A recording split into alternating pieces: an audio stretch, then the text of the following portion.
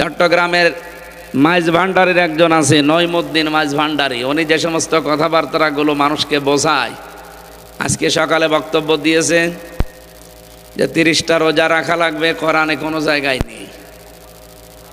একটা ফরজ বিধান নিয়ে কি হাসি তামাশার জিনিস বলেন? তো এই লোকটাকে কেউ থামাচ্ছে না। এই মানুষগুলো দিন থেকে মানুষকে ফেরাতে চায়, আর ওর খপ্পরে পড়ে অনেকে আল্লাহর দিন থেকে ফিরে চলে যাচ্ছে। দ্বিতীয় নম্বরে, এই যে রাজনৈতিকভাবে কত মানুষ, দলীয়ভাবে কত মানুষ দিন থেকে, ইসলাম থেকে চলে যায়, মনে করে আমরা চলে গেলে এদেশে দিন আর কায়েম হবে না। দিন কায়েমের দায়িত্ব কি শুধুমাত্র এই দেশে জামাত ইসলামের? বলেন বলেন, ছাত্রী সংস্থার, ছাত্র শিবিরের? দিন কায়েমের দায়িত্ব কার? আমরা শুধু অছিলা, আমরা কামলা, বলে না কামলা কাজ করে এই যে জমিতে, লেবার, মনিশ, জন, পাট যাই বলেন, আমরা সেই চেষ্টা করে যাচ্ছি। কায়েম হলে ভালো, না হলে আমাদের কোনো অসুবিধা নেই। আল্লাহ বলেন ওয়াবুদ রব্বাকা হাত্তা ইয়াতিয়াকাল ইয়াকিন। হে নবী, ইবাদত করেন ওই দিন পর্যন্ত যতদিন ইয়াকিন না আসে। ইয়াকিন মানে মৃত্যু। ইয়াকিন মানে কি? যতদিন মরণ না আসে ততদিন ইবাদত করা লাগবে। এই পৃথিবীতে সর্বোত্তম ইবাদত আমরা কোরআন থেকে যেটা জেনেছি, আল্লাহর এই জমিনে আল্লাহর বিধান কায়েম করা। আলা লাহুল খালকু ওয়াল আমরু, সৃষ্টি যার, বিধান চলবে তার। এর উপরে কোনো ইবাদত আছে? এটার জন্যই বড় বড় নবীদেরকে আল্লাহ এই দুনিয়ায় দায়িত্ব দিয়েছিলেন। হযরতে মুসার নাম শুনেছি, হযরতে ঈসার নাম শুনেছি, হযরতে নূহর নাম শুনেছি, হযরতে ইব্রাহিম নবীর নাম শুনেছি, এমনকি আমাদের নবী মুহাম্মদুর রাসূলুল্লাহ সাল্লাল্লাহু আলাইহি ওয়াসাল্লাম। প্রত্যেকের একই কাজ ছিল, আনাকিমুদ্দিন, দিন কায়েম করেন, ওয়ালা তাতাফাররাকু ফি। এই বিষয়ে কোনো ফতোয়াবাজি চলবে না। সুতরাং বাংলাদেশে আমরা যেই মতে পথে, যেই লাইনে আসি, মাসলাকে আসি, করেন আপনার কাজ। আপনার টার্গেট থাকা লাগবে কি করে এই জমিনে আল্লাহর বিধান কায়েম হয়। এই জায়গায় কোনো ফতোয়াবাজি চলবে? বলেন। কারণ সৃষ্টি যিনি তৈরি করলেন, তার হুকুম না চললে ওই জিনিস অচল হয়ে যায়। মোটরসাইকেল যিনি বানিয়েছেন একটা বই দিয়ে দেয় যে কিভাবে চালাবেন, ওই অনুযায়ী না চালালে আপনার মোটরসাইকেল টিকবে? বলেন না কেন? যেখানে গিয়ার দেওয়া দরকার, গিয়ার না দিয়ে আপনি আরো ব্রেক চেপে ধরেছেন, ও কিয়ামতের আগে যাবে? এই জন্য যিনি বানায় তিনি ভালো জানে যে কি করে চলা লাগে। আলা লাহুল খালকু ওয়াল আমরু, আমি বানিয়েছি, এখানে হুকুম আমি দিয়েছি। ইনিল হুকমু ইল্লা লিল্লাহ, আইন দেওয়ার মালিককে। সুতরাং এই বিষয়গুলোর সামনে আমরা নিয়ে আসলে যেটা সামারাইজ হয়, এক কথায় প্রকাশ যেটা বলে, পৃথিবীতে একমাত্র, কেবলমাত্র, শুধুমাত্র বড় ইবাদতের ভেতরে অন্যতম এইটা যে আল্লাহর দিন কায়েমের চেষ্টা করা লাগবে। আর রাজশাহীর মানুষেরা এদিক থেকে এগিয়ে আছে আমরা জানি। বাংলাদেশের রাজশাহী, চাঁপাইনবাবগঞ্জ, সাতক্ষীরা, এগুলোকে ফিলিস্তিন বলা হয়। কারণ এরা দিনের জন্য যে কোরবানি দিয়েছে, কিয়ামতে যদি আল্লাহ জেলা জেলা ভাগ করে যে জান্নাতে ঢোকায়, রাজশাহী অন্তত 3 নম্বরে থাকবে। 1 নম্বরে সাতক্ষীরা, 2 নম্বরে চাঁপাইনবাবগঞ্জ, 3 নম্বরে এই রাজশাহী। বহু অত্যাচার, জুলুম, নির্যাতনের শিকার আপনারা হয়েছেন। আল্লাহ যেন উত্তম জাযা কিয়ামতে দান করেন। জেলার হিসাব করলে আমার কুষ্টিয়া জেলা মনে হয় 64 নম্বরে থাকবে। কারণ ওখানে সারা পৃথিবীতে একটা নিরাপদ জায়গা, পুলিশ পাহারা দিয়ে গাঁজা খাওয়ায়। আমি সারা পৃথিবীর কথাই বলছি, এমন কোনো জায়গা নেই যেখানে পুলিশ পাহারা দিয়ে গাঁজা খাওয়ায়, কিন্তু বাংলাদেশের কুষ্টিয়ায় লালনের মাজারে পুলিশ এই যে ভাইরা পাহারা দেয়, বলে খা, আমরা আসি, কেউ কিছু বলবে না। প্রকাশ্য সেজদা দেয় কবরে। আমাদের হাত পা বাঁধা ছিল এতদিন। ওখানকার সভাপতি, কবরের সভাপতি, মাজারের, লালনের হানিফ সাহেব, ও আল্লাহর ওলি যেরকম সেই রকম জায়গার সভাপতি। সেক্রেটারি হচ্ছে ওই জেলার যিনি আওয়ামী লীগের সেক্রেটারি, তিনি। বলেন তো, এইরকম মানুষ যদি সভাপতি, সেক্রেটারি থাকে, সেখানে আপনি কথা বলতে পারবেন? কথা বলার আগেই তো 4 দেওয়ালের মাঝে চলে যাবেন। এই হালকা পাতলা কিছু বলেছিলাম, এই জন্য বলেছিল ওই পিসকে হুজুর যেন বাইরে না থাকে। একবারে আমার জীবন থেকে 3টা বছর ওরা কেড়ে নিয়েছে। এরকম কথা তো কেউ বলতেও চায় না, কে বলে ওই চান দিয়ে মাঝে পড়ে থাকবে। এই জন্যে রাজশাহী যেহেতু অনেক এগিয়ে আছেন আপনারা, আল্লাহ রাব্বুল আলামিন আপনাদের এই কষ্টের বদলা দুনিয়া আখেরাতে যেন দান করেন। এ বিষয়ে কোনো মত পার্থক্য কেউ যেন না করেন যে না, দিন কায়েমের দায়িত্ব, ইসলাম প্রতিষ্ঠার দায়িত্ব শুধুমাত্র প্রশাসনের না, শুধু জামাত ইসলামের না, শুধু বিএনপির লোকের না, সবার। মানুষ আপনি দাবি করছেন আল্লাহর বান্দা, আপনার প্রথম কাজই হবে এইটা। আল্লাহর বিধান কায়েম না হলে, সত্যি কথা বলছি, এমন এমন জায়গা আছে সেখানে সুবহানাল্লাহ পড়ে মাপ পাওয়া যাবে না। কথা বুঝতেছেন? আমি ওনাদের নাম ধরে বলছি। এই যে প্রশাসনের যেই কয়টা এখানে বসে আছে, এনাদের ওপরে যেই কয়টা এই জেলা চালায়, ওসি সাহেব থেকে টিওনো থেকে শুরু করে এসপি সাহেব থেকে এর উপরে আরও যারা আছে, বিভাগীয় কমিশনার পর্যন্ত, আমার এই গাড়িটাকে এখান থেকে কুষ্টিয়া পর্যন্ত 150 কিলো পথ।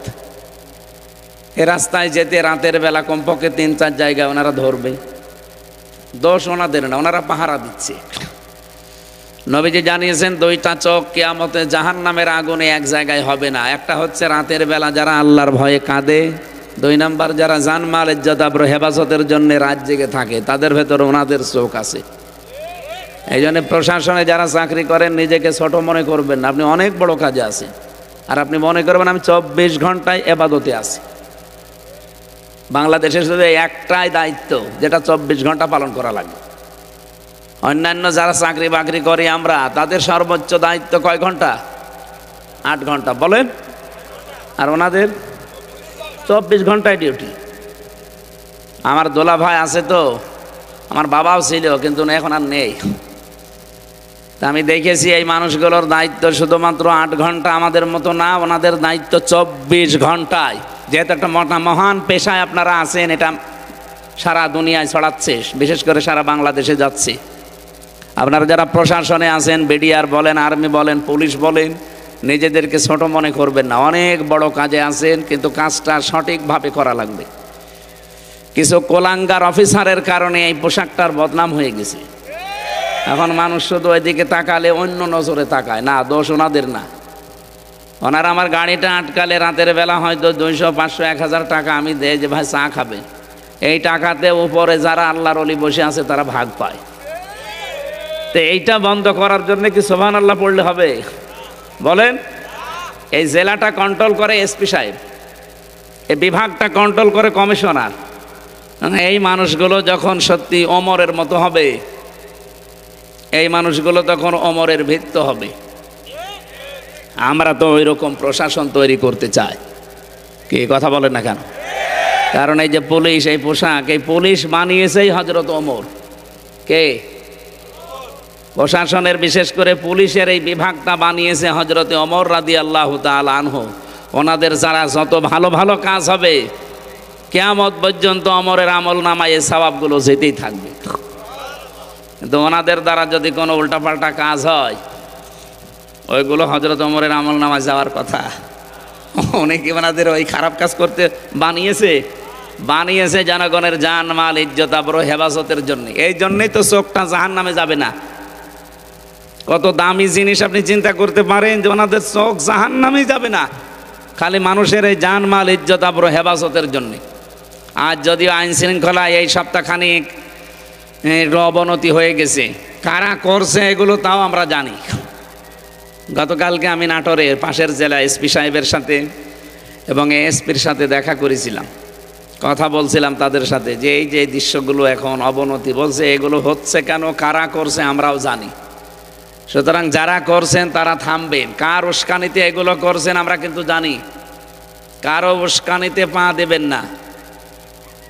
গোপালগঞ্জের মানুষের দিকে তাকান, পেছনে কিরম লাল হয়েছিল দেখেছিলেন?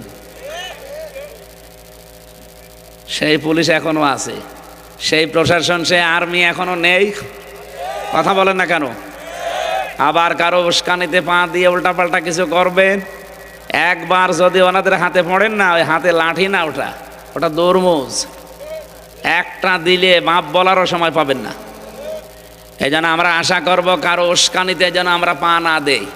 দেশটা বেশ ভালোই সামনে এগিয়ে যাচ্ছে, আরও এগিয়ে যাবে ইনশাআল্লাহ। আরও আমার যতটুকু বাস্তবতা এগিয়ে যেত, কিন্তু আল্লাহর ওলি যাওয়ার সময় 14টা ব্রিফকেস নিয়ে গেছি। কি পাইলটকে বলেছিল যে ব্রিফকেসগুলো উঠেছে? বলছে জি ম্যাডাম চলো। আর একটা কথাও বলেনি। অন্তত কাওয়া কাকুকে তো বলতে পারতো যে কাওয়া চলে গেলাম, তাও বলে না। আমার নাম্বারটা জোগাড় করে বলতে পারতো না যে হামজা 3 বছর জেল খাটালাম, আমি চলে যাচ্ছি, দোয়া করো, তাও বলেনি। চলে গেল চুরি করে। যাওয়ার সময় কি ছাই আর মাটি নিয়ে গেছে? কি নিয়ে গেছে? এই কারণেই তো আমরা এখন ঋণী। কতগুলো ঋণ আমাদের মাথার উপরে দিয়ে গেলেন। এদেশে এখন কেউ জন্ম নিলে তার মাথার উপরে 1,10,000 টাকা ঋণ ফোকলা করে দিয়ে গেছে দেশটা। আর বলে যে আমি কি করেছি, যে আমার অপরাধ কি? আপনি এখনো অপরাধ টের পাননি? আপনার জীবনের সবচাইতে বড় অপরাধ আয়না ঘর। কথা বলেন না কেন? আর এই আয়না ঘরের কারণেই কিন্তু তামাম দুনিয়ায় 257টা রাষ্ট্রের 10 জন নিকৃষ্ট মানুষের তালিকা পেয়েছি কয়েকদিন আগে। এই যে আজকে 4 তারিখ, 1 তারিখে তালিকা বের হয়েছিল। তামাম দুনিয়ায় 10 জন মানুষ এই পৃথিবীর জমিনে এখন নিকৃষ্ট। তার ভেতরে 1 নম্বরে হাসিনা, 2 নম্বরে বাশার আল আসাদ, 3 নম্বরে নেতানিয়াহু, 4 নম্বরে আশরাফ ঘানি। এরকম 10 জনের নাম পেলাম। অন্য যাদেরই নাম থাক আমার অসুবিধা নেই, কিন্তু 1 নম্বরে আমাদের আল্লাহর ওলির নাম। কি করেছে উনি বলেন তো? আমি তো নিজে ভিকটিম, আমিও 10 দিন ছিলাম। আমি ওই মাটির নিচে 10 দিন আমিও ছিলাম। আমি তো মিনিটা ছিলাম। বিগটাই যে কি অত্যাচার এখন আপনারা টের পাচ্ছেন। এরপরও কি ষড়যন্ত্ররা থামিয়ে রেখেছিল? মোদিকে দিয়ে আবার পাঠিয়েছিল আমেরিকায়। ট্রাম্পের কাছে আমাদের দেশ সম্পর্কে বানিয়ে সানিয়ে মিথ্যা বলবে, কিন্তু না। যেই দিন মোদি গেছে ট্রাম্পের কাছে, ঠিক ওই দিন আন্তর্জাতিক মিডিয়াগুলো নিয়ে ডক্টর ইউনূস আয়না ঘরে গেছে। মুখ খোলেন, আমিও খুলে দিচ্ছি। জাতিসংঘ রিপোর্ট দিয়েছে ওই দিনই। ট্রাম্প যাতে মাতাল হলো তাহলে ঠিক আছে। ও যেই কথা শুনেছে, শোনার পরে এদিকে আন্তর্জাতিক মিডিয়ার সব আয়না ঘর উন্মুক্ত করেছে। এই দেখেন এই করেছিল। চেয়ার দেখেছেন না আপনারা?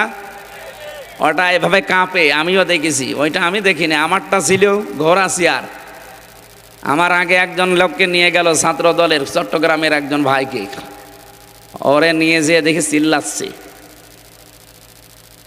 এভাবে হাত বেঁধে দেয় চেয়ারের সাথে ক্লিপ দিয়ে, এই গলাটা আটকিয়ে দেয় একটা ফিতা দিয়ে, মাথাটা কালো কাপড় পরিয়ে দেয়। আপনার হাত পা মাথা সব নড়াতেই পারবেন না। একবার শুধু সুইচ টিপ দেবে, এক টিপে 120 বার ঘুরবেন। আপনি চিন্তা করতে পারেন মাথার ভেতরে কত সূক্ষ্ম সূক্ষ্ম জিনিস আছে জানেন? ফ্রন্টাল লব পেয়েছি আমি, প্যারাইটাল লব পেয়েছি, অক্সিপিটাল লব পেয়েছি, টেম্পোরাল লব পেয়েছি, মোটর কর্টেক্স পেয়েছি, সেন্সরি কর্টেক্স পেয়েছি, লব পেয়েছি। এখানে 70,000 জিনিস দিয়ে ঘেরা আছে। আর এত সূক্ষ্ম এই মগজগুলোর সাথে সেট করা। আপনি 1 মিনিটে যদি 120 বার ঘোরেন, সেকেন্ডে কয়বার? আপনারা কি ঘুমাচ্ছে? আপনি নিজেকে ওই জায়গায় একটু দাঁড় করান তো। 1 মিনিট পরে মনে হবে আমি 8-10টা দুনিয়া দেখতে পাচ্ছি।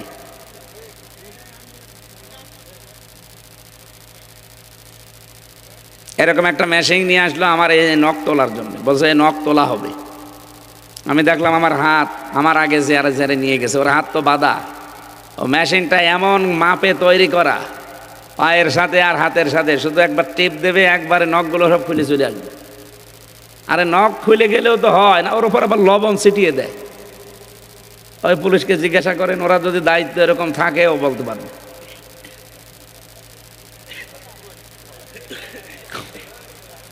এখনো পর্যন্ত আমি দেখি অনেকে জালেমের সাফাই গায়। আপনি মানুষ না জানোয়ার? আপনি আপনারে তো উপরে কিছু যায়নি, আপনি টের পাননি। আপনার বাবারে যদি ওই ব্যারিস্টার আরমানের মতো 8 বছর আয়না ঘরে রেখে দিত, আপনি টের পেতেন যে কারে কি বলে। এই জন্য তামাম দুনিয়ার ভেতরে নিকৃষ্ট মানুষের 1 নাম্বার তালিকায় ওনার নাম। একটা হাজি মানুষ। আমাদের এই দেশের বদনাম হয়ে গেছে সারা বিশ্বের কাছে।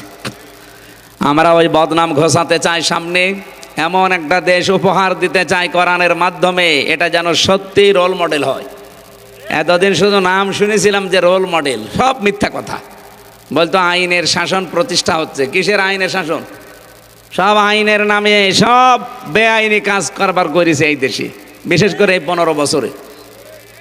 এটিএম আজহারুল ইসলামের যে মামলা, যে সাক্ষী, সবগুলোই পালিয়ে গেছে। যারা বাদী, যারা সাক্ষী দিয়েছে, যারা বিচারপতি, যারা প্রসিকিউটর, বলেন একটা মানুষও আছে? আর সব পালিয়েছে। তে উনি বেকার ভেতরে থাকবে কোন কারণে? অন্য একটা দল, আমি নাম নিলাম না, ওরা এখন 2-3 দিন দেখলাম ছড়াচ্ছে যে এটিএম আজহারুল ইসলাম উনি মামলার সাজাপ্রাপ্ত আসামি, ওনারে ছাড়া ঠিক হবে না। আপনি এত বড় শয়তানি কথা বলতে পারলেন? সাজাপ্রাপ্ত হয়ে গেলে যদি তারে ছাড়া না যায়, তাহলে তারেক জিয়া 9 বছরের সাজা হয়েছিল। এক কথা বলেন না কেন? তারেক জিয়ার বউ 3 বছর সাজা হয়েছিল। তারেক জিয়ার মা 6 বছর সাজা হয়েছিল। তাদেরকে ছেড়ে দিলেন কি করে? লুৎফুজ্জামান বাবর 17 বছর পরে বের হইল কি করে? তারেক জিয়া সাহেবের বন্ধু গিয়াসউদ্দিন মামুন 17 বছর পরে বের হইল কি করে? সুতরাং পক্ষপাতিত্ব করবেন না। আপনার বিবেকের উপরে কি কুকুরে প্রসাব করেছে? একটা নিরপরাধ মানুষ। এগুলো সব হাসিনার নশালনে পড়ার কারণে। আমিও হালকা পড়েছিলাম, 3 বছর শেষ। যারা বড় বড় ওরা বেশি পড়েছে, ওদের 13 বছর 14 বছর জীবন থেকে শেষ। এটিএম আজহারুল ইসলামের আর 13 বছর 14 বছর যেহেতু জীবনে আমরা আর ফেরত দিতে পারবো না, বাকি জীবনটুকু যেন মুক্ত আকাশে কাটাতে পারে। এ বিষয়ে যে বাধা দেবে, বুঝবেন সে ভারতের ঠিক দালাল। হ্যাঁ, কথা বলেন না কেন? নিরপর একটা মানুষের পক্ষে আপনি থাকার জন্য একটা কথাও বলতে পারেন না। তো রমজান এসেছে, আপনি কি নেবেন শিক্ষা? আমরা সামনে ওই কথাগুলো আসবে, তাফসিরের এই আয়াত থেকে কথা বলবো ইনশাআল্লাহ।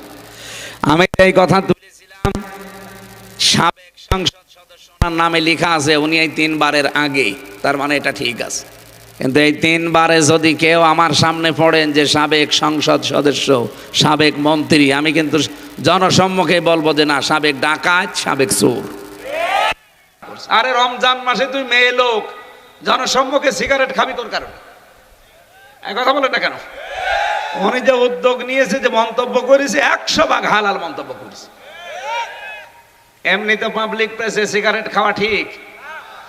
ওই যে পুলিশ বসে আছে, ওনারা আইন জানে না যে পাবলিক প্লেসে কেউ যদি সিগারেট খায়, ধূমপান করে, তার কত টাকা জরিমানা ভাই? ওইটা এখন আর আছে? এখন আছে? আর এখনো আছে? তো স্বরাষ্ট্র উপদেষ্টা তো ঠিকই বলেছে। অথচ কিছু বাম আর রাম, সেই মেয়েটা এই সামনে এসে এই কথাগুলো বলছে, এটা ছাত্রলীগের সদস্য ছিল, খরচ পাল্টিয়ে এখন এই কাজে নেমেছে। উল্টা পাল্টা কাজ করবেন না, আপনারা কিন্তু নিষিদ্ধ। ঠিক কথা বলেন না কেন? আপনারা কি নিষিদ্ধ? সুতরাং শুদ্ধ হয়ে তারপরে কাজে নামবেন। আর যা করেছেন অন্তত 100 বছরে এই দেশে মুখ দেখানোর মতো পরিস্থিতি আপনাদের আর নেই। এই জন্য ধূমপান করার কারণে স্বরাষ্ট্র উপদেষ্টা যা বলেছে, ওনাকে এই দেশের মানুষের ধন্যবাদ দেওয়া দরকার। তারপরও এটা রমজান মাস, কি মাস? ওনাদের মতো মানুষ গেলে ঠিক সংসদে অধ্যাপক মুজিবুর রহমানের মতো, ভাই মাননীয় স্পিকার, আমরা নামাজের বিল চাই, এ কথা বলবে না। বলবে আমরা বিড়ি খেতে চাই, আমরা ডাল খেতে চাই। তখন পাশ হয়ে যাবে 151 জন হাত তুললে বিড়ি খাওয়া, তখন একেবারে টয়লেটে বসেও বিড়ি খাবে। কি অনেকে খায় না? আমরা এটার পরিবর্তনের জন্য কথা বললে তখন আপনার কাছে রাজনীতি মনে হয়, তখন ধর্ম ব্যবসা মনে হয়। আর আপনি যেটা করছেন ওটাতে পুরা দুর্নীতি। এই কথা বলেন না কেন? আপনি যেটা করান বাদ দিয়ে করেন, ওটা কি? পুরা দুর্নীতি। যাদের কোনো কর্মজীবন নেই, উনি একটা অধ্যাপক, পাশাপাশি রাজনীতিবিদ। যাদের কোনো কর্মজীবন নেই, শুধু রাজনীতি তাদের পেশা, বুঝবেন ওর জীবনে দুর্নীতি ছাড়া কিচ্ছু নেই। বলেন বাংলাদেশে অনেক নেতা এমন নেই যাদের কোনো কর্মজীবন নেই, শুধু রাজনীতি। আমি কি বেশি বললাম? আরো জোরে বলেন। এজন্য হিসাব নিকাশ করে সামনে এগিয়ে যাবেন। যার কোনো কর্মজীবন নেই, আয়ের কোনো উৎস নেই, শুধু বাবা শাহজালাল, সব হালাল, এই ধান্দায় যারা রাজনীতি করেন, এ রাজনীতি না, এটা আপনার পেট নীতি আর দুর্নীতি। আল্লাহ এরকম মানুষ থেকে আমাদের সামনে যেন হেফাজত করেন, বলেন আমিন। আমরা এমন সংসদ সদস্য দেখতে চাই যারা আমাদেরকে জান্নাতের পথ দেখাবে, জাহান্নামের পথগুলো যারা বন্ধ করে দেবে, বলেন আমিন। এতক্ষণ যারাই কথা বললেন, মাওলানা হোসাইন মাহফুজ, মাওলানা হারুন রশিদ সহ নাম না জানা সম্মানিত ব্যক্তিবর্গ, এই মাহফিলের বরেণ্য সদস্য যারা, তাদেরকে ধন্যবাদ জানাচ্ছি। সামনে বসা মুসলমান ভাইরা, পর্দার আড়ালের সম্মানিতা মা এবং বোনেরা, প্রশাসনের ভাইরা, প্রাণপ্রিয় রাজশাহীবাসী, এই বসেন। এখানে আসরের নামাজ একসাথে পড়ে বাড়ি যাব। শুধু প্রসাব পায়খানা ছাড়া কেউ যেতে পারবেন না। যদি বিড়ির নেশা লাগে, বিড়ি খেয়ে আবার চলে আসবে না। স্যার অনেকে আছে হুজুর আমি মরে যাবো একটা, শুধু এরকম নেশা যদি থাকে, খেয়ে গোপনে আবার চলে আসবে। কারণ এটা পাবলিক প্লেস, এখন এখানে তো খাওয়া যাবে না, পুলিশ কিন্তু আবার 50 টাকা জরিমানা নেবে। এই জন্য খুব নেশা লাগলে খেয়ে আবার চলে আসবেন। আসবেন তো অবশ্যই ইনশাআল্লাহ। রোজার মাস, ঠিক আছে আলহামদুলিল্লাহ, এখানে এরকম মানুষ নেই। আমরা কোরআনে কারিম থেকে একটা মাত্র আয়াত পড়েছি, সূরা হিজরের 99 নম্বর আয়াত। লক্ষ লক্ষ হাদিস থেকে একটা হাদিসের সামনের অংশটা পড়েছি। আমরা এই দুইটা সামনে নিয়ে তাফসীরুল কোরআন লিখেছেন, তাফসীর আকারে কথা বলবো ইনশাআল্লাহ। জবান খুলে, শয়তান যেন আশপাশে না থাকে, শয়তানের ওয়াসওয়াসা থেকে আমরা পানাহ চাচ্ছি। বলেন আউযু বিল্লাহি মিনাশ শাইতানির রাজিম, বিসমিল্লাহির রহমানির রহিম, ওয়া'বুদ রাব্বাকা হাত্তা ইয়াতিয়াকাল ইয়াকিন। আল্লাহ রাব্বুল আলামিন বলেন, হে নবী, আপনি পৃথিবীর মানুষকে বলেন তোমরা ইবাদত করো তোমাদের রবের ওই দিন পর্যন্ত যতদিন ইয়াকিন না আসে। এখানে ইয়াকিন মানে মৃত্যু, তার মানে ইবাদত করা লাগবে আমাদের মরণ পর্যন্ত। কতদিন পর্যন্ত?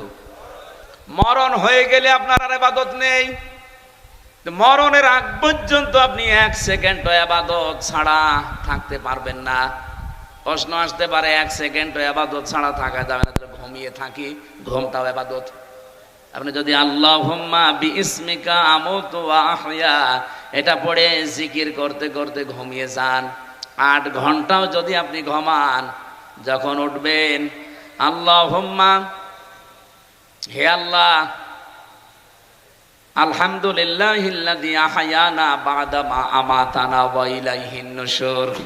ঘুম থেকে উঠে যখন এইটা পড়বেন, 8 ঘন্টায় আপনি মনে করবেন যে আমি ইবাদতে ছিলাম। জোরে বলেন সুবহানাল্লাহ। আর রাজশাহীবাসী কি বুঝলেন? এখানে আপনার ঘুমটাও ইবাদত। পুলিশের যে বললাম যে 24 ঘন্টা ইবাদত, এই কারণেই বলেছি, ওনারা যখন ঘুম থেকে উঠে বিসমিল্লাহ বলে ওনাদের পোশাক আশাক পরে কর্মজীবনের জন্য প্রস্তুতি নেয়, যতক্ষণ ডিউটিতে আছে পুরাটাই মনে হয় যে 22-8-10 মিনিট যাই থাকবে পায়খানায়, বের হওয়ার সময় ডান পা দিয়ে যদি বলে গফরানাক আলহামদুলিল্লাহিল্লাযী আযহাবা আন্নিল আযা ওয়া আফানি। নবীজি বলেন 8-10 মিনিট যা টয়লেটে বসে আছে পুরাটাই ইবাদত। বাড়ি যাই সুবহানাল্লাহ বলেন। বলেন তো আপনি কি বুঝলেন এখান থেকে? আমি দুইটা কথা বললাম, একটা ঘুম আর একটা টয়লেট। নিকৃষ্ট কাজ একটা টয়লেট করা। এই 8-10 মিনিট যদি আপনার ইবাদত হিসাবে গণ্য হয়ে যায়, এ পৃথিবীতে এমন কোন কাজ আছে যে মুমিন জীবনে ইবাদত হবে না? আপনি যদি স্ত্রীর সাথে হাসি মুখে কথা বলেন, ওইটাও ইবাদত। সুবহানাল্লাহ বলতে পারেন না? কেউ যদি স্ত্রীর দিকে হাত এগিয়ে দেয়, ও যদি মহব্বতের সাথে চেপে ধরে, সারাদিন যে গোনাগুলো হয়েছিল সগীরা, নবীজি বলেন সব হাতের ফাঁকা দিয়ে ঝরে যায়। আমরা স্ত্রীর দিকে তাকায়ও, হাতও ধরি, নিজেরটা বাদ দিয়ে অন্যেরটা। এরকম মানুষ দেশে নেই? আরে মানুষ, তারপরও অবিবাহিত কোনো মানুষের সাথে লাইন মাইন করে বিয়ে করলে তো মেনে নেওয়া যায়। এত চরিত্র নিম্নে পৌঁছে গেছে তারা মানুষ, অধিকাংশগুলো লাইন করে ভাবির সাথে, বিবাহিত মেয়েদের সাথে, প্রতিবেশীর বউর সাথে। এরকম মানুষ এখানে কারা আছেন হাত তোলেন তো? ও, রাজশাহী তো সব আল্লাহর ওলি, ভালো আছে। যদি এরকম কোন রোগে রোগী থাকেন যে নিজের বউ ভালো লাগে না, অন্যেরটা দেখলেই কেমন যেন আনন্দ লাগে, এটা একটা রোগ। এটা কি? এই রোগ ভালো হওয়ার দুইটা ঔষধ আছে, একটা হচ্ছে হোমিওপ্যাথি আর একটা অ্যালোপ্যাথি, নাকি? অবশ্য ঠিক। হোমিওপ্যাথি অ্যালোপ্যাথিতে হবে? সূরা নূরের 30 নম্বর আয়াতে আল্লাহ ঔষধ দিয়েছেন যাদের এই রোগ আছে। সেদিন আমার মোবাইল একজন মেসেজ দিয়েছিল, ও বাড়ি কক্সবাজার। হুজুর, বিয়ের পরে প্রথম বছর তো ভালোই লাগছিল, কিন্তু এখনো ছাতা আর ভাল লাগে না, এক জিনিস আর কতদিন। আরে শয়তান, ও যদি বলে যে এক জিনিস আর কতদিন, তো ওর বউ কি বলবে? ওর বউ বলতে পারে না যে এক জিনিস আর কয়দিন? না, এইটা আপনার একটা রোগ। নিজেরটা ভালো লাগে না, অন্যেরটা ভালো লাগে। এটা কি বলেন তো? এই রোগ কি এই রাজশাহী আছে? আপনি একেবারে পুলিশের দিকে না তাকিয়ে আল্লাহর দিকে তাকিয়ে হাত তোলেন তো ভাই। একজন না, যাই দুইজন হাত তুলেছে মনে হচ্ছে বিবাহিত, চরিত্র তো খুব খারাপ। হ্যাঁ পুলিশ ভাই, এই দুইজনে ধরে নিয়ে যাবেন তো। নিজের বউ ভালো লাগে না, লোকের বউ দেখলে আপনার আনন্দ লাগে না? ওরা দুইজন সহ আমরা যারা আল্লাহর ওলি বসে আছি, আমাদের ভেতরে যদি এরকম শয়তান ওয়াসওয়াসা দেয়, যেহেতু শয়তান এখন বাধা আছে রমজানে, রমজান মাসে কি শয়তান বাধা আছে, অন্তত ওই চিন্তা আমাদের নেই। তারপরেও যদি মুখে উকি ঝুঁকি মারে, প্রথম ঔষধ কুল্লিল মুমিনিনা ইয়াগুদ্দু মিন আবসারিহিম ওয়া ইয়াহফাযু ফুরুজাহুম যালিকা আযকা লাহুম। আল্লাহ পাক বলেন, নবী আপনি মুমিন পুরুষদেরকে বলেন, তারা যদি পর নারী দেখে সঙ্গে সঙ্গে যেন চোখ নিচের দিকে করে। 2 নম্বরে তাদের লজ্জাস্থান যেন তারা হেফাজত করে, এইটাই পবিত্রতম পন্থা। সুতরাং পবিত্র হওয়ার জন্যে কোরআনের এই ঔষধ ছাড়া পৃথিবীর কোন ঔষধ দিয়ে আপনার চরিত্র সংশোধন করতে পারবেন? বলেন বলেন না। ব্যস্ত? হ্যাঁ ঠিক আছে, অনেকক্ষণ আছেন তো, আলহামদুলিল্লাহ। যান। সুবহানাল্লাহ আলহামদুলিল্লাহ। এখানে আসরের আজান হয় কয়টায়? হ্যাঁ 5টায় নামাজ পড়ছি আমরা কুষ্টিয়ায়। এখন আর এত তাড়াতাড়ি এলাকা মনে হয় আহলে হাদিসের না, হানাফি এত তাড়াতাড়ি নামাজ পড়ে কি? 4:30টায়। 4:30টায় আজান হবে, 4:45-এ নামাজ হবে। এখানে আমি নিজে নামাজ, আমার তো পড়ানো হবে না, আমার 2 রাকাত আমি নিজে নামাজ পড়বো। আর পুলিশ আজকে সব ওযু করে নামাজ পড়াবো। পুলিশরা এমনি নামাজ পড়ে, আমি জানি, চেহারা দেখে বোঝা যাচ্ছে নামাজি। আমি আসার সময় ওসি সাহেবের সাথে নাকি এই যে গাড়ি নিয়ে চলে গেল, দেখা হয়েছিল, কথা বললো, বলছে আমাদের ভাইরা আছে, আপনারা যান, অসুবিধা নেই। সুশৃঙ্খল ভাবে অনুষ্ঠান শেষ করে মোনাজাত করে আমরা বাড়ি যাব। এর আগে কয়েকজন চলে যাবেন? যান, চলে যান। ওনার না সেমিনার আছে গুরুত্বপূর্ণ, উনি চলে যাচ্ছে। আপনারও কি সেমিনার আছে? আপনার কি কাজ এত গুরুত্বপূর্ণ? আসর পর্যন্ত থাকা যাবে না? এই আয়াতের মূল শিক্ষাগুলো আমি 7টা বের করেছি, আমরা আজকে এখান থেকে বের করে বাড়ি নিয়ে যাব। থাকবেন তো ইনশাআল্লাহ? প্রথমে যেটা বলছিলাম, আপনি মেয়ে লোকের দিকে তাকাতেই পারবেন না। না, বিষয়টা এমন না, তাকাতে পারবেন, কিন্তু 14 জন মেয়ে লোকের দিকে। কয়জন? আপনার নিজের মা, নিজের বোন, নিজের ফুফু, নিজের খালা, নিজের মেয়ে, এরকম 14 জন মহিলা বাদ দিয়ে পৃথিবীর কোনো মহিলা যদি সামনে পড়ে, সে যেরকমই হোক না কেন, প্রথম নজর পড়ার সঙ্গে সঙ্গে চোখ নিচের দিকে করা লাগবে। এই ঔষধ কার? আরো জোরে বলেন। এটা যারা সত্যি মেনে চলতে পারতাম, পুলিশের কাছে এত মামলা দেওয়া লাগতো না। আপনি থানাতে যান, যে দেখেন অধিকাংশ মামলা মেয়েলি হয়, মেয়ে লোক নিয়ে না জমি জায়গা নিয়ে। এই দুইটা ছাড়া মামলা আছে ওনাদের কাছে, সব এই দুইটা। তা আমরা নিজের চোখকে যদি আজকে থেকে কন্ট্রোল করতে পারি, অন্তত এই মামলা আর যাবে না ওনাদের কাছে। আরে ভাই, আপনার নিজের মেয়ের দিকে আপনি কোনোদিন খারাপ নজরে তাকাতে পারেন? বলেন বলেন। নিজের মায়ের দিকে, নিজের ফুফুর দিকে বলেন না কেন? তাহলে অন্য যেগুলো আছে যদি চোখ পড়িয়েও যায়, প্রথম নজর মাপ, পরের নজর পাপ। এই জন্য প্রথম নজর যদি পড়ে যায়, সঙ্গে সঙ্গে নিজের চোখ নিজের দিকে করবেন। এটা শুধু পুরুষের জন্য না, মেয়ে লোকের জন্যেও।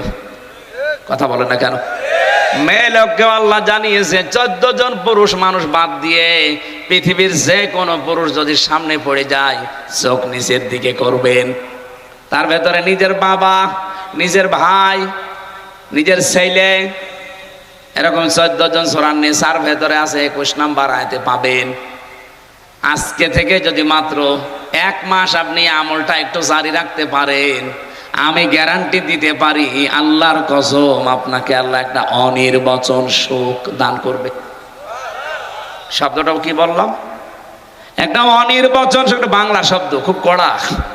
একটা অনির্বচন সুখ আপনি পাবেন। এটা পৃথিবীতে কিনতে পাওয়া যাবে না, এটা আল্লাহ যিনি বানিয়েছেন তিনি আপনাকে দেবেন এই ঔষধ খাওয়ার কারণে। আজকে থেকে আমাদের চরিত্রকে সংশোধনের জন্য আল্লাহর এই ঔষধ, নারী পুরুষ আমরা সবাই। হ্যাঁ, কষ্ট হবে, শয়তান তো জাল পেতে বসে আছে, কষ্ট হবে। তারপরেও যেহেতু রোজা রাখার দ্বারা আল্লাহ আমাদেরকে একটা জিনিস দিতে চান, সেটা হচ্ছে তাকওয়া। সেটা কি? আমি একটা 1 মিনিটে ব্যাখ্যা করছি, তারপরে আমার আলোচনায় যাচ্ছি। ইন্নাল্লাযীনা তাকাউ ইযা মাসসাহুম তায়িফুম মিনাশ শাইতানি তাযাক্কারু ফাইযা হুম মুবলিসুন। সূরা আরাফের 102 নম্বর আয়াতে আল্লাহ জানিয়েছেন, নিশ্চয় যারা তাকওয়া অবলম্বন করবে রমজানের রোজা রাখার দ্বারা, ইযা মাসসাহুম তায়িফুম মিনাশ শাইতান, শয়তান যদি তাদেরকে ওয়াসওয়াসা দেয়, তাযাক্কারু, তাকওয়া থাকার কারণে সঙ্গে সঙ্গে তারা আল্লাহর কথা স্মরণ করবে, আল্লাহর আযাবের কথা, আল্লাহর নিয়ামতের কথা, আল্লাহর পুরস্কারের কথা, জান্নাত জাহান্নামের কথা, এগুলো স্মরণ করার সঙ্গে সঙ্গে ওই মানুষগুলো ওই অবাধ্য কাজ থেকে তারা নিজেদেরকে বিরত রাখবে। ফাইযা হুম মুবলিসুন, তাদের এই অন্তর্দৃষ্টি খুলে যাবে। চোখ কিন্তু দুইটা, ভেতরে একটা কাজ করছে, অন্তরের চোখ আর একটা চর্ম চোখ। এই দুইটাই যখন তার সামনে ওপেন হয়ে যাবে, খুলে যাবে, এই মানুষগুলো তখন সঙ্গে সঙ্গে এই মেয়ে লোকের দিকে তাকানোকে গণা মনে করে ফিরিয়ে নিয়ে আসবে চোখ। আরে ঔষধটা মাত্র 14 দিন থেকে 1 মাস আপনি খেতে থাকেন, আমল করতে থাকেন, আল্লাহর কসম আপনাকে আল্লাহ ওলি বানিয়ে দেবে। 2 নাম্বারটা আর একটু কড়া। আল্লাহ বলেন তাদের লজ্জাস্থানের হেফাজত করা লাগবে। যদি এটা খুব কঠিন হয়ে দাঁড়িয়েছে এখনকার জামানায়, এই যে মোবাইল যাদের আছে, কম্পিউটার যাদের আছে, ল্যাপটপ যাদের আছে, টেলিভিশন বিশেষ করে যারা এন্টিনা দিয়ে চালান, ডিশ, ওয়াইফাই দিয়ে যারা চালান, এই যে এই দৃশ্যগুলো, যন্ত্র ছোট কিন্তু এইগুলো জাহান্নামে যাওয়ার বড় কারণ। মানুষের লজ্জাস্থানকে, চরিত্রকে ধ্বংস করার জন্য এর চাইতে বড় মাধ্যম আর নেই। এগুলো ব্যবহার করে আপনি জান্নাতের দিকে এগিয়েও যেতে পারেন, আর এগুলোর অপব্যবহারের কারণে আপনি জাহান্নামও কিনে ফেলতে পারেন। ভারতের 36টা চ্যানেল আমাদের দেশে চলছে। কয়টা? 36টা। অথচ এই দেশের একটা চ্যানেলও ভারতে পাইনি আমি।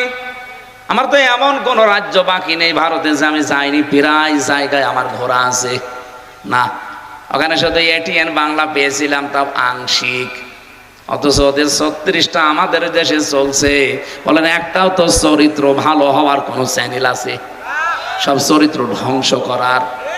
বলেন বলেন। রোজা রেখে আমি জানি অনেক নারী এবং পুরুষেরা, পুরুষেরটা বাদ দিলাম, অনেক মেয়েরা ভারতের এই চ্যানেলগুলো ওরা অলরেডি বন্ধ করেছে, যে রোজার মাসে দেখবো না। আপনি যখন সিদ্ধান্ত নিয়েছেন মুসলমানদের মেয়েদের জন্য, বউদের জন্য, মাদের জন্য ভারতের একটা চ্যানেলও দেখা যায় নেই। কারণ কি করে সংসার ভাঙা লাগে, স্বামীর মনে দুঃখ দেওয়া লাগে, বউ শাশুড়ির ভেতরে দ্বন্দ্ব, এইটা ছাড়া কিচ্ছু নেই। এই কথা বলেন না কেন? তাহলে এইরকম কোন চকলখড়ি জিনিস মেয়েরা মুসলমানরা দেখতে পারে? আপনারা দেখেন?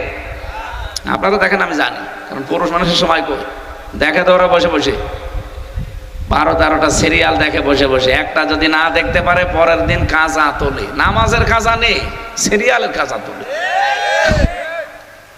মাসলা যেহেতু মনে এসেছে বলে ফেলি, মা বোনেরা যারা এসেছেন বিভিন্ন জায়গায় বসে আছেন, রমজানের এই মাস যারা পেলেন, ফামাং শাহিদা মিনকুমুশ শাহরা ফালিয়াসুম, তোমাদের ভেতরে কেউ যদি রোজার মাস পায় সে যেন অবশ্যই রোজা রাখে। এ নির্দেশ কার?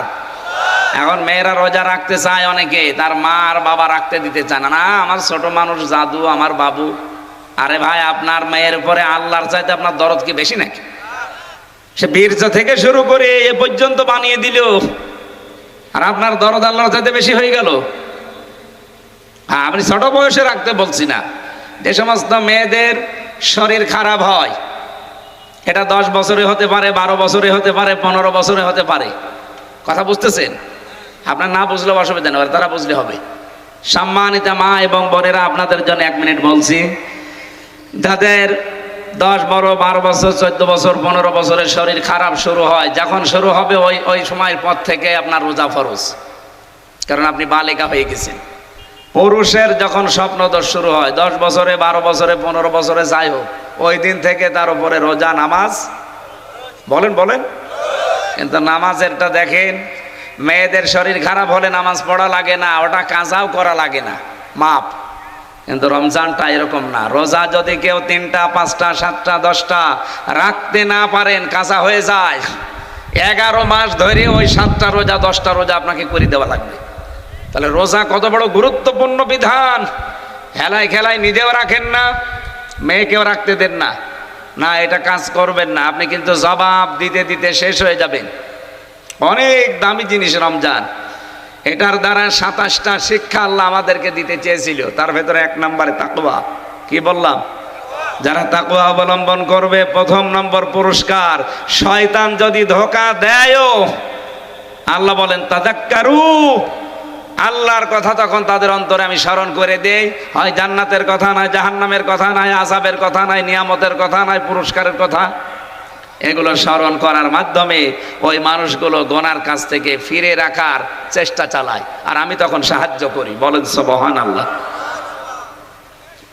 আর রাজশাহীবাসী, সুতরাং এই যে চরিত্র সংশোধন করা, বিশেষ করে লজ্জাস্থানের হেফাজত করা, এই 2টা কাজ যারা নিজেদেরকে জীবনে 1 মাস মতো একেবারে কন্টিনিউ করে ফেলতে পারবেন, রব্বুল আলামিন একটা অনির্বচন সুখ আমাদেরকে দান করবেন। বলেন সুবহানাল্লাহ। স্ত্রীর কথা তুলেছিলাম, তার হাতের দিকে হাত বাড়িয়ে দিলেও সওয়াব হয়, কিন্তু নিজেরটা অন্যেরটা দিলে ঠিক ওই রকম কবিরা গুনাহ হবে। কথা বলেন না কেন? এই জন্য যারা অন্যের সাথে লাইন করে আছেন নিজের বউ বাদ দিয়ে, বিশেষ করে বিবাহিত মেয়েদের সাথে, ভাবি হোক, প্রতিবেশীর স্ত্রী হোক, বা পাশের বাড়ির মেয়ে লোক হোক, যাদের বিয়ে হয়ে গেছে, এরকম মানুষের সাথে যাদের লাইন, এই মুহূর্তে মোবাইল নাম্বার থাকলে ডিলিট করে দিন, হোয়াটসঅ্যাপ নাম্বার থাকলেও ডিলিট করে দিন। কারণ জীবনেও সে মেয়ের তালাক না দিলে আপনি বিয়েও করতে পারবেন না, সারা জীবন কষ্ট পেয়ে মেয়ে মরবেন। এরকম কষ্ট পাচ্ছেন কারা? এলাকায় নেই? এইরকম কষ্টে থাকবেন আপনি একদম মরণ পর্যন্ত। মরণ পর্যন্ত আমাদের ইবাদত করার দায়িত্ব, আর আমরা মরণ পর্যন্ত কষ্ট পেয়ে যাচ্ছি। আল্লাহ আমাদের ইবাদত করেন, বলেন আমিন। আমার ইবাদত হবে কি 2 বছর, 5 বছর, না মরণ পর্যন্ত? বলেন বলেন। হ্যাঁ, আমি মরে গেলে আমার আর ইবাদত নেই। মরে গেলে আমার দায়িত্ব তখন জীবিত মানুষদের। বলেন তো, আমি এই যে নদীতে, এই যে এখানে পুকুর আছে, মরে গেলাম, পড়ে মরে যাওয়ার পরে আমার দাফন হবে, কাফন হবে, কবরে দেবে, এটাকে দায়িত্ব আমার? বলেন বলেন। কার? জীবিতদের। সুতরাং আমার কাজ হবে আমার মরণ পর্যন্ত। এবং এই কাজটা হবে পুরাটা ইবাদত। পুরাটা কি? এরকম ইবাদত এই কোরআনে কারিমে আছে 500। কয়টা? আরো জোরে বলেন। এই 500-র ভেতরে একটা ইবাদতের নাম হচ্ছে সিয়াম বা রোজা। এটা এত গুরুত্বপূর্ণ বিধান, পৃথিবীর অন্যান্য বিধানগুলো আল্লাহ নাজিল করেছে জমিনে, আর রোজার নামাজের বিধানটা আল্লাহ একেবারে রাসূলুল্লাহকে নিয়েছে আরশে 6 মাস দিয়েছিল। কয় মাস?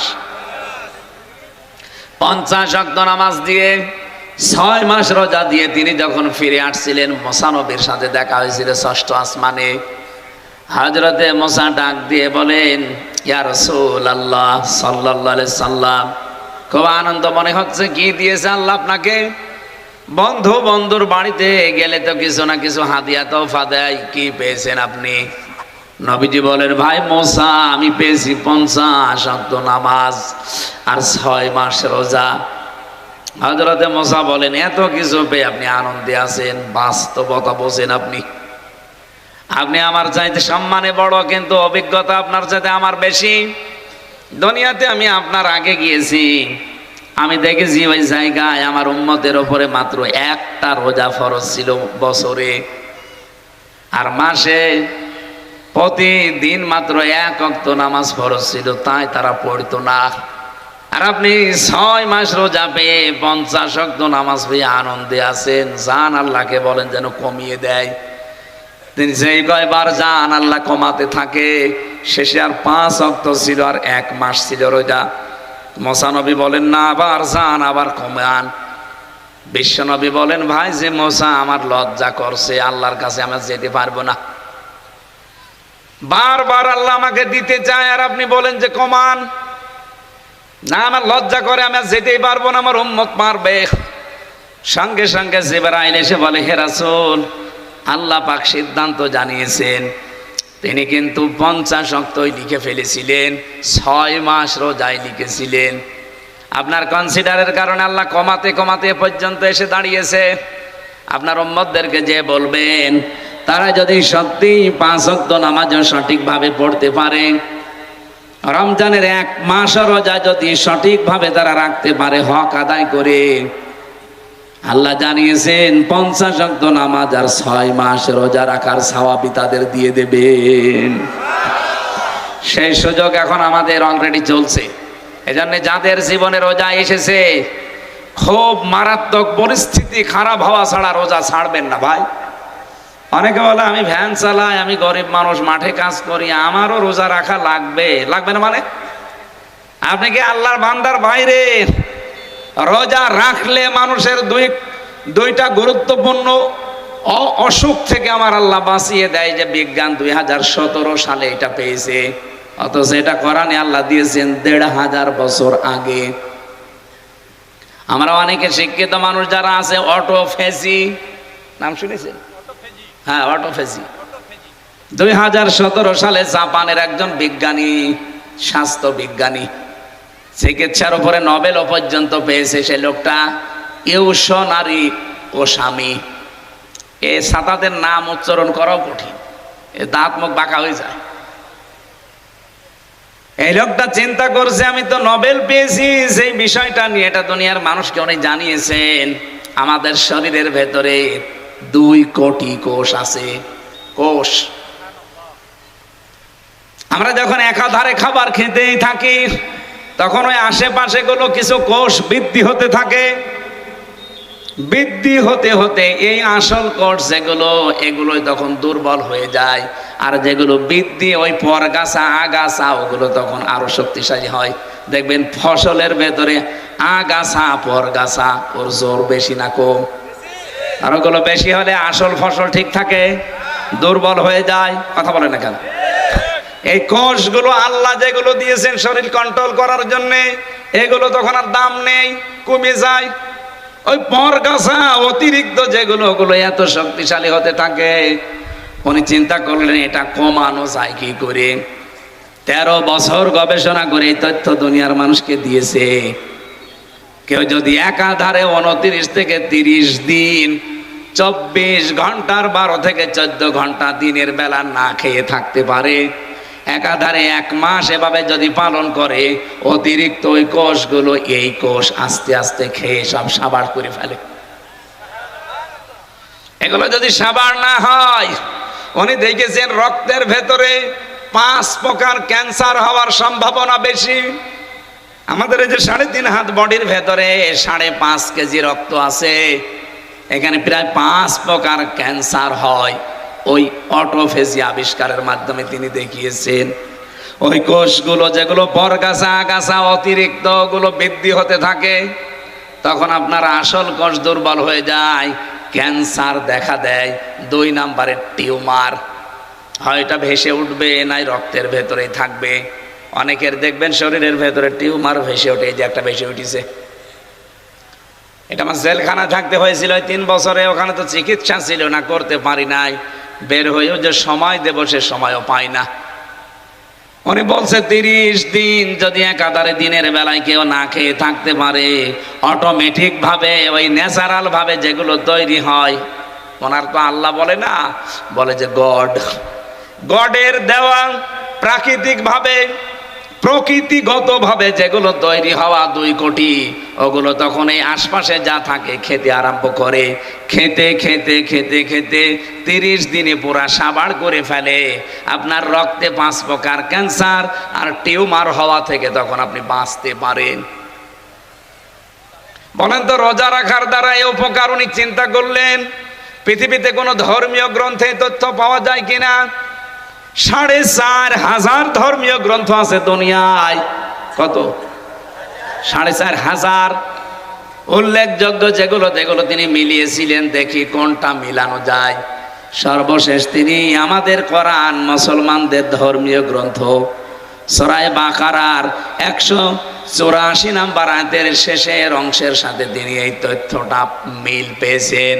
ওয়া আনতাসুমু খায়রুল লাকুম। রাব্বুল আলামিন বলেন, তোমরা রোজা রাখো, তাহলে তোমাদের উপকার হবে, তোমাদের ভালো হবে। কি ভালো হবে? তার 1 নাম্বার ভালো তিনি এইটা দিয়েছেন। এই জন্য ধনী হোক গরিব হোক, রোজা রাখলে মারাত্মক এই অসুস্থতা থেকে, অসুখ থেকে আল্লাহ আপনাদেরকে আমাদেরকে বাঁচাবেন। বলেন সুবহানাল্লাহ। 2 নম্বরে, কোন মানুষ যদি রোজা রাখার অভ্যাস করে, আমরা 2 জন নবীর নাম পড়েছি কিতাবে। একজন নবী হযরতে নূহ আলাইহিস সালাম, সারা জীবনে কোনোদিন তিনি অসুস্থ হননি। 950 বছর হায়াত পেয়েছিলেন, সারা জীবনই তিনি রোজা রাখতেন। বিজ্ঞানও এখন প্রমাণ করছে রোজা রাখলে শরীরের ভেতরে অনেক জার্ম আল্লাহ শুকিয়ে দেয়, নষ্ট হয়ে যায়। ওগুলো এমনি এমনি আপনি সুস্থতা অনুভব করবেন। এতে যারা বলে আমি গ্যাসের কারণে রোজা রাখতে পারি না, এটা একটা ভণ্ডামি। রোজা রাখলে গ্যাস আরো ভালো হয়। যারা বলে আমি ডায়াবেটিসের কারণে রোজা রাখতে পারি না, আরে ভাই আমি নিজে তো পরীক্ষিত। জেলখানায় গিয়ে আমার ডায়াবেটিস 27 হয়ে গিয়েছিল। এই যে 3 দিন রোজা রাখার দ্বারা আমার মনে হচ্ছে যে আমার ভালোই লাগছে। এই জন্য রোজা রাখলে বিজ্ঞানও প্রমাণ করছে যে রোজা রাখার দ্বারা মানুষের ডায়াবেটিস আরো কন্ট্রোল হয়। সুবহানাল্লাহ বলতে পারেন না? রোজার মাস যারা পেয়েছেন, রোজা ছেড়ে দেবেন? বলেন। উদ্বুদ্ধ করবেন আরো যারা রাখতে চায় বা রাখতে পারে এরকম মানুষদেরকে। আমার ভাইরা, 3 নাম্বারটা পেয়েছি, কোন মানুষ যদি রোজা রাখার দ্বারা তাকওয়া অবলম্বন করতে পারে, যেটা এটা ইবাদতের ভেতরে অন্যতম একটা ইবাদত। তাকওয়া অবলম্বন করার দ্বারা দুনিয়া আখিরাতে তো ফায়দা আছে। আল্লাহ পাক এই পৃথিবীতেও যদি কোনো বিপদেও পড়ে, এই রোজা রাখার দ্বারা যে তাকওয়া অর্জন হয়েছে, এই তাকওয়ার কারণে মহান আল্লাহ তার ওই বিপদটাও দূর করে দেয়। হযরত ইউসুফ নবীর দিকে আপনি তাকাবেন, 7টা দরজায় তার তালা লাগানো ছিল। জুলাইখা এমন একটা জায়গায় নিয়ে তাকে প্রেম নিবেদন করেছিল। হযরত ইউসুফ কিন্তু চরিত্রের মহা দুর্যোগের ভেতরে পড়ে গিয়েছিলেন। ওই সময় বলেছেন রব্বুল আলামিন কুয়ায় ফেলেছিল ছোটবেলায়, ভাইরা তুমি আমাকে বাঁচিয়ে দিয়েছো আমার জীবনটা, কিন্তু আজকে আমি ঘরের ভেতরে এমন অবস্থায় আছি, এখানে শুধু জীবন না আমার ঈমান বাঁচানোই দায় হয়ে পড়েছে। কারণ মানুষ হিসাবে তার ভেতরেও চাহিদা ছিল না, ছিল না? কোরআনে কারীম জানিয়েছে ওয়ালাকাদ হাম্মাত বিহি ওয়া হাম্মা বিহা। জুলাইখা যেমন জেনা করার জন্য সব খুলে রাজি, ইউসুফ নবীও রাজি। হ্যাঁ না মানে এখানে বাংলা অর্থ তো এইটাই আসবে, ওয়ালাকাদ হাম্মাত বিহি ওয়া হাম্মা বিহা, দুইজনে রাজি। ইউসুফ নবীও রাজি ছিল, কারণ তার মানবিক যে গুণাবলী এগুলো তো তার ভেতরে আছে। আমির হামজার মতো 100 মানুষের যৌবন আল্লাহ নবীদেরকে দিয়েছিলেন, তারপরও সামনে যিনি দাঁড়িয়ে আছেন যেমন তেমন কালো ধলা মেয়ে লোক না, এটা বিশ্ব সুন্দরীর ভেতরে একজন। আমরা তাফসিরে 4 জন মহিলার নাম পেয়েছি। এই পৃথিবীতে এত সুন্দর করে আল্লাহ আর কাউকে বানাননি, আর বানাবেনও না।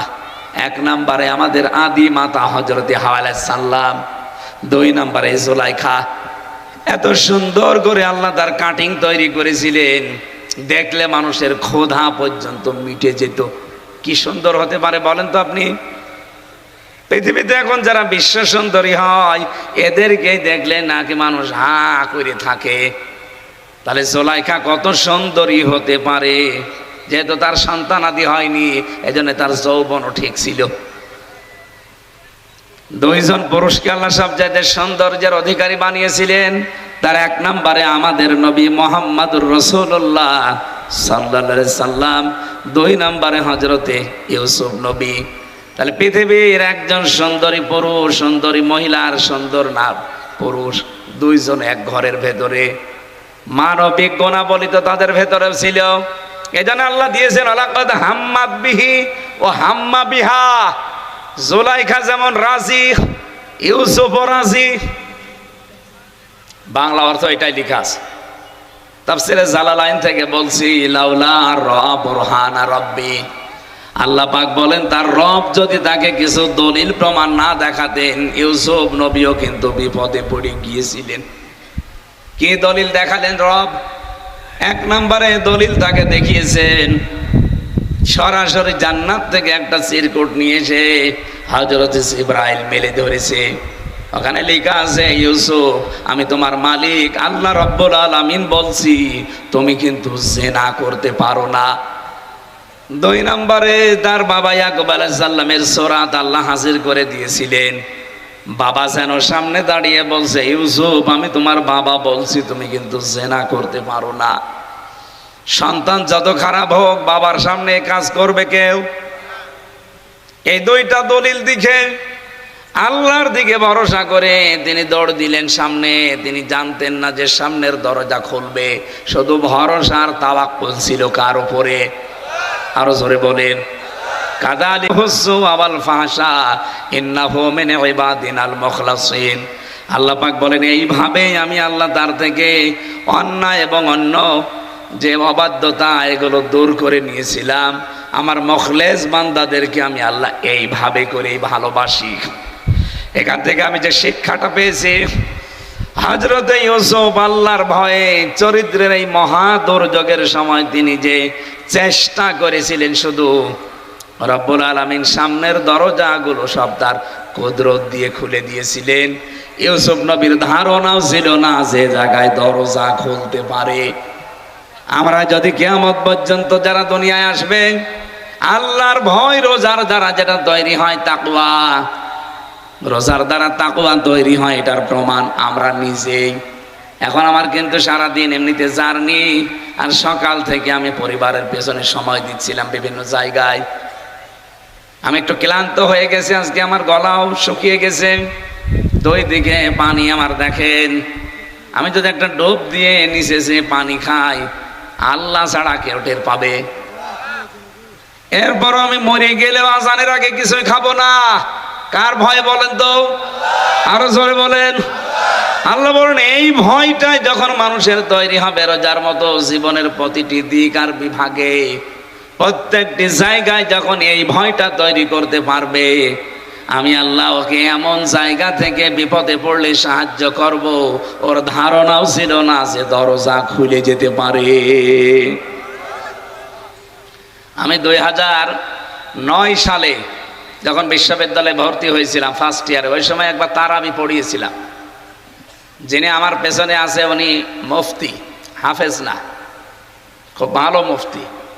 আমি যে আয়াতটা পড়লাম, এর পরের আয়াতটা পড়ছিলাম, আস্তাবাকাল বাবা ওয়া কাদ্দাত কামিসাহু মিন দুবুরি ওয়া আলফায়া সাজ্জিদাহা লাদাল বাব। এই আয়াতটার এই এক বাব শব্দটা ছেড়ে গেছে। নামাজ শেষ, নামাজের পরে উনি নামাজ শেষ, সালাম ফিরালাম, আমারে বলছে হাফেজ সাহেব দরজা এখনো খুলিনি।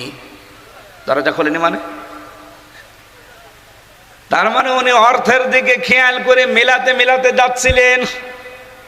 ইউসুফ নবী দরজার কাছে যাবে, তাফসিরে পড়েছি দরজার কাছে যে দাঁড়িয়েছিল, জুলাইখা যখন পেছন থেকে দৌড় দিয়েছে তখন হযরতে ইউসুফ সামনের দিকে আল্লাহর দিকে তাওয়াক্কুলটা, বিশ্বাসটা, ভরসাটা এত বেশি করেছিলেন, রব্বুল আলামিন সঙ্গে সঙ্গে নিজে কুদরতি ভাবে জিবরাইল দিয়ে দরজা খুলে দিয়েছেন।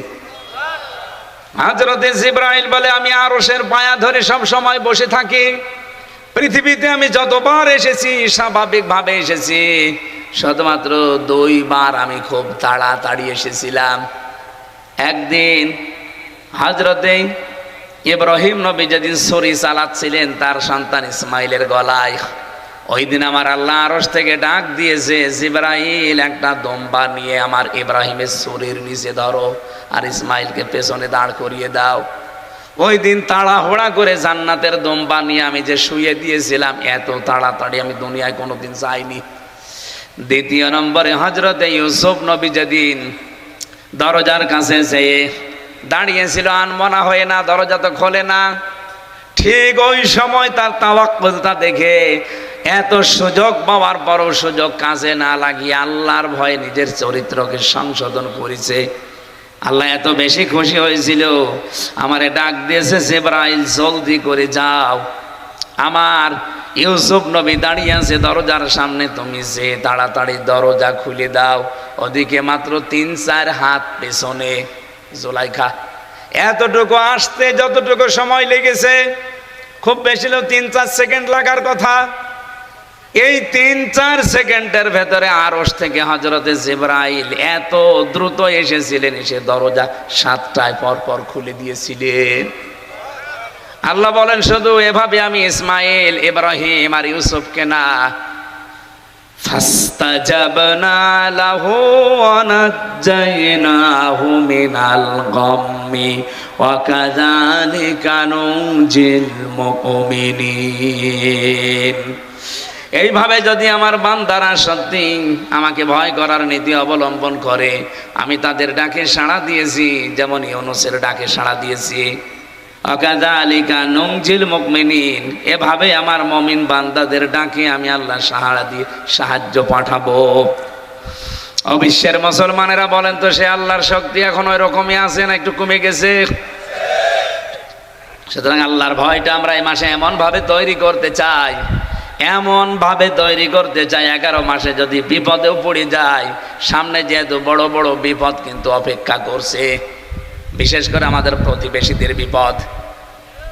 এ পৃথিবীর নিকৃষ্ট প্রতিবেশী আমাদের, এত মিথ্যা কথা বলা প্রতিবেশী দুনিয়ার কারণেই। বিশ্বের যতগুলো দেশ আছে তাদের আশপাশে যারা প্রতিবেশী তারা সাহায্য পাঠায়, আর আমরা এমন প্রতিবেশী পেয়েছি শুধু আমাদের 12টা বাজায়। এই 54 বছর আমাদের বিরুদ্ধে সবচাইতে বেশি মিথ্যা তথ্য ছড়িয়েছে আমাদের এই প্রতিবেশী ইন্ডিয়া। কথা বলে না কেন? ওরা এখনো বসে নেই, ওরা চেষ্টা চালিয়ে যাবে।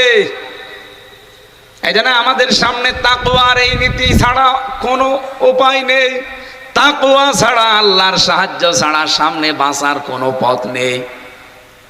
আল্লাহর শুকরিয়া যদি আমরা এখানে এখন এই রোজার মাসে আদায় করতে চাই, অনেকে মনে করেন টুটি পর্যন্ত খেয়ে একটা ঢেকর তুলে আলহামদুলিল্লাহ হয়ে গেল না, এটা একটা বাক্য। কোন মানুষ যদি শুকরিয়া আদায় করতে চায়, আল্লাহ পাক আমি কোরআন থেকে বলছি, ওয়া ইয তাআযানা রাব্বুকুম লা ইন শাকারতুম লাযীদান্নাকুম ওয়া লা ইন কাফারতুম ইন্না আযাবি লাশাদীদ। এটা সূরা ইব্রাহিমের 9 নম্বর আয়াতে আছে। রব্বুল আলামিন বলেন, শুকরিয়া যদি আমার কোন নিয়ামতের আদায় করো আমি আল্লাহ ওটা বাড়িয়ে দেব, কুফরি করলে ছিনিয়ে নেব, কঠিন আযাবে ফেলে দেব। শুকরিয়া আদায়ের মাধ্যম হচ্ছে তিনটা। এক নম্বরে মুখে স্বীকার করা লাগবে যে হাঁটাই নিয়ামত, রমজান যে আমাদের জন্য নিয়ামত আমরা স্বীকার করি। বলেন বলেন, আরে ভাই বেরোজাদার যারা তাদের বাদ দিলাম, রমজান যে কত বড় নিয়ামত আমি নিজেরটা বললাম। আমার ডায়াবেটিস এখন কন্ট্রোলে, গ্যাস এখন স্বাভাবিক, আমার শরীরও এখন সুস্থ। 1 মাস রোজা রাখার দ্বারা পুরা এই যে ক্যান্সার হয়, টিউমার হয়, এই কোষগুলো আল্লাহ পুরাটা আমাকে কমপ্লিট করে দেবে, সুস্থ বানিয়ে দেবে। এগুলো তো দুনিয়ার, আখেরাতে তো আরো আলাদা আছে। পৃথিবীতে মানুষ বিপদে পড়লে যার মাধ্যমে আল্লাহ সাহায্য পাঠাবে তার নাম তাকওয়া। ওয়ামাইয়াত্তাকিল্লাহা ইয়াজআল লাহু মাখরাজা। কোন মানুষ যদি আল্লাহকে ভয় করার নীতি অবলম্বন করে জীবন কষ্ট করে হলো চালাতে পারে, এমন জায়গা থেকে তার সাহায্য আসবে তার ধারণাও ছিল না যে এরকম জায়গায় সাহায্য আসতে পারে। সেই সুযোগ আল্লাহ রমজানের মাধ্যমে আমাদের করে দিয়েছেন। সুতরাং আমরা স্বীকার করছি রমজান একটা ইবাদত এবং একটা নিয়ামত। 2 নম্বরে অন্তরে এটা মানা। অন্তরে মানা মানে ভেতরে একটা আনন্দ লাগবে আপনার রমজান আসলে, আমরা জানি মুমিন যারা তাদের লাগে। 3 নম্বরে আল্লাহর দেওয়া নিয়ম নীতি, সামনে রমজানের মাধ্যমে যে শিক্ষাগুলো আল্লাহ দিতে চেয়েছেন পুঙ্খানুপুঙ্খানু আদায় করার নাম হচ্ছে শুকরিয়া আদায় করা। এই 3টা সামনে রেখে রমজানের শুকরিয়া আদায় করে বাকি 11টা মাস আমরা যেন আদায় করে চলতে পারি। আমিন। আর যেহেতু 5-6 মিনিট আছে, আজান দেবেন এখনই, দিয়ে এখানে নামাজ পড়ে নেবেন। আল্লাহুম্মা আমিন। লা হাওলা ওয়ালা কুওয়াতা ইল্লা বিল্লাহিল আলিয়্যিল আযীম। এই মোনাজাতটা বসে করেন। আল্লাহুম্মা গফিরলি ওয়ারহামনি ওয়াহদিনি ওয়াফিনি ওয়ারযুকনি ইয়া রাব্বাল আলামিন। দিনের বেলায় হাজারো কাজ আমাদের ছিল, সব বাদ দিয়ে কোরআনে কারীম শোনার জন্য যারা চাতক পাখির মতো বসে আছে, তোমার কোরআন জানিয়েছে ওয়াবুদ রাব্বাকা হাত্তা ইয়াতিয়াকাল ইয়াকিন। ইবাদত ওই দিন পর্যন্ত করা লাগবে যতদিন মরণ না আসে। আল্লাহ মরণ পর্যন্ত ইবাদতে আমাদেরকে নিয়োজিত রাখো আল্লাহ। কোরআনের প্রচারের জন্য আজকের এই অনুষ্ঠান যারা সাজিয়েছে এই মানুষগুলোকে কোরআনের ইজ্জতে তুমি কবুল করে নাও। এ মাহফিলের সম্মানিত সভাপতি মুফতি সাহেবকে মঞ্জুর করো। প্রধান অতিথি অধ্যাপক মুজিবুর রহমান সহ যত অতিথি এসেছে, বিশেষ করে প্রশাসনের যে ভাইগুলো আজকে দায়িত্ব পালন করেছে, যারা তাদের নিজের মা বাবা আত্মীয় স্বজন স্ত্রী পুত্র ছেড়ে বাংলার বিভিন্ন প্রান্তরে জানমাল হেফাজতের জন্য দায়িত্ব পালন করে, এদের পুরা ইবাদতটা তুমি দায়িত্বটা ইবাদত হিসাবে মেনে নাও। পরিবারস্থ লোক যারা আছে বিভিন্ন জায়গায় এদেরকে তুমি সহি সালামতে রাখো আল্লাহ। তাদের শরীরটাও তুমি সুস্থ রাখো বাংলাদেশকে সুস্থ রাখার জন্যে। কিছু কোলাঙ্গার অফিসারের কারণে আজ পুরা প্রশাসনের ওপরে দেশের মানুষের একটা রাগ, আল্লাহ এদেরকে তুমি আবার স্বাভাবিক জীবনে ফিরিয়ে দাও। আগের অবস্থায় সুনামের সাথে দায়িত্বগুলো পালন করার সুযোগ করে দাও। মা বোনদেরকে খাদিজার মতো আয়েশার মতো বানাও। আল্লাহ আমার কণ্ঠটা বসে গেছে, মেহেরবানি করে কণ্ঠটা তুমি ছেড়ে দাও। এলাকায় মাটির নিচে যারা ঈমান নিয়ে ঘুমিয়েছে এদেরকে ক্ষমা করে দাও। মাওলানা হোসাইন মাহফুজ হারুনুর রশিদ সহ যত আলেম এসেছে আলেমদেরকে আলেম হিসাবে কবুল করে নাও। এই যে সামনে এখনো 27-28টা রোজা আমাদের সামনে, আল্লাহ হক আদায় করে সঠিকভাবে পালন করার তৌফিক দাও। আগামী বছর রোজা পাবো কিনা জানি না। এই রোজার যে বরকতগুলো আছে 27টা বরকত আমাদের দুনিয়া আখিরাতে দান করো রব্বুল আলামিন। কখন কার কাছে আজরাইল আসে জানি না, কোনো দুঃখ নেই মরতে আমাদের, কিন্তু আমরা সেজদা অবস্থায় মরণ চাই, রোজা রাখা অবস্থায় মরণ চাই, কোরআন পড়া অবস্থায় যেন মরণ আসে। জীবনের শেষ কথা যেন বলতে পারি লা ইলাহা ইল্লাল্লাহু মুহাম্মাদুর রাসূলুল্লাহ। দিগ্রাম পশ্চিমপাড়া জামে মসজিদ প্রাঙ্গণে দাওয়াতুল ইসলাম তাফসির কমিটির উদ্যোগে মহাবিশ্বের মহাবিশ্বর আমাদের মালিক আমাদের মনিব মহান রব্বুল ইজ্জাতুল জালালের মুখের পবিত্র বাণী কোরআনে কারীম তাফসীরুল কোরআন মাহফিলের স্বনামধন্য সভাপতি মুফতি খান মোহাম্মদ মোহাইমিনুল তারিক, খতিব ও ইমাম দিগরাম কেন্দ্রীয় জামে মসজিদ গোদাগাড়ি রাজশাহী, মাহফিলের প্রধান অতিথি এ জেলার কৃতি সন্তান, ইসলামিক চিন্তাবিদ, শিক্ষাবিদ, রাজনীতিবিদ, সাবেক সংসদ সদস্য, সাবেক, আপনি তো এই তিনবারের না, হ্যাঁ, এই তিনবারে যারা, তারা যদি সাবেক লেখে তাদের লিখবেন সাবেক চোর, কারণ আমরা তাদের ভোট দেইনি। আমার 33 বছর বয়স, 18 বছর থেকে যদি আমি শুরু করতাম ভোট দেওয়া, তো 3 বার ভোট দিতে পারতাম, একবারও দিতে পারিনি। তার মানে এদেশে ভোটে 3 বার হয়নি। কিন্তু দুঃখজনক হলেও সত্য, যিনি পালিয়েছে উনি কিন্তু এখন এই নতুন আর একটা কি ঝামেলা শুরু করেছে। এখন সারা বিশ্বের যারা মোড়ল আছে তাদেরকে উনি শোনাচ্ছে যে আমি নির্বাচিত ছিলাম, আমাকে উৎখাত করা হয়েছে। এরকম দাহা মিথ্যা কথা একজন হাসি মানুষ, ওনার সারা জীবনই মিথ্যা। তবে এই কথাটা একেবারে জলজন্ত মিথ্যা না। আমি নির্বাচিত ছিলাম, আপনি নির্বাচিত ছিলেন কবে? অন্তত 3 বার তো না। এই 3 বার নির্বাচিত হলে আমরা ভোট দিতে পারতাম না? 154 জন আপনি একবারেই করে দিলেন। রাতের ভোট দিনে করলেন, আর দিনের ভোট রাতে করলেন। সুতরাং এই সাবেক সংসদ সদস্য, আমি বিভিন্ন জায়গায় লেখা দেখি, এই 3 বারে যদি কেউ হয়ে থাকেন, সে যে দলেরই হোক, এই 3 বারে যারা হয়েছেন, এমনকি চাঁপাইনবাবগঞ্জের আল্লাহর ওলি ট্রেন চুরি করার কারণে, ত্রাণের টিন জেলে গেছে। কিসের? ত্রাণের টিন। শুল্কমুক্ত গাড়ি সরকারি, ওইটা বিক্রি করে দেওয়ার কারণে জেলে গেছে।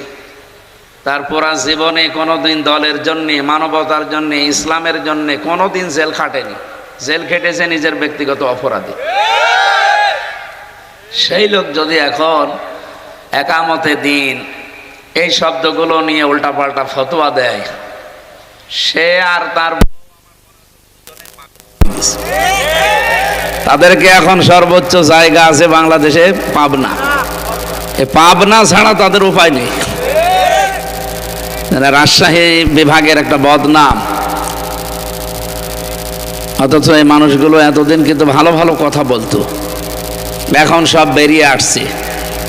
তারা গোপনে যে ষড়যন্ত্রগুলো করেছিল সিম্পেথি পাওয়ার জন্যে, ইয়া আইয়ুহাল্লাযীনা আমানু মাইয়ারতাদ্দা মিনকুম আন দীনিহি ফাসাউফা ইয়াতিল্লাহু বিকওমিন ইউহিব্বুহুম